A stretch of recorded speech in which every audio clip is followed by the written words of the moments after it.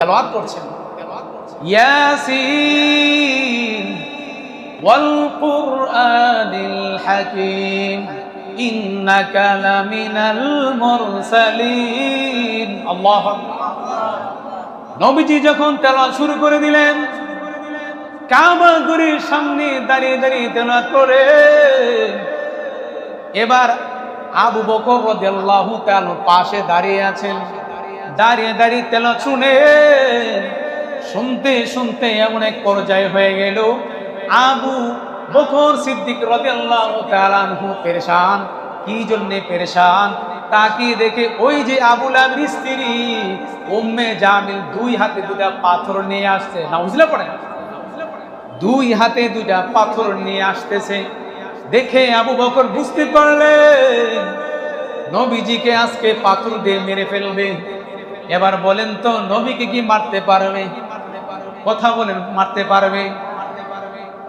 আবু লাহাবের স্ত্রী উম্মে জামিল পাথর নিয়ে যখন সামনে এগুচ্ছে, এমন সময় আবু বকর রাদিয়াল্লাহু তাআলা নবীর দিকে তাকায় আর উম্মে জামিলের দিকে তাকায়।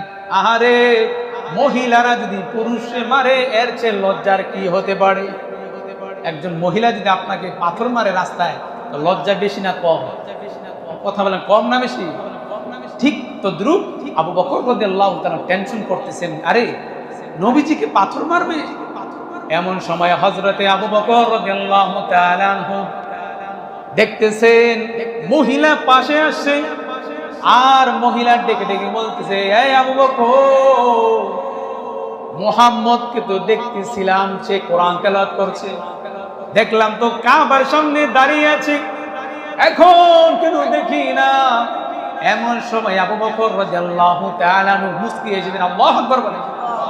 মুস্কি হেসে যে বললেন, ও আল্লাহ, দুনিয়ার কেউ না জানলেও আমি জানি আল্লাহ তুমি তোমার বন্ধুকে বাঁচিয়ে দিয়েছো।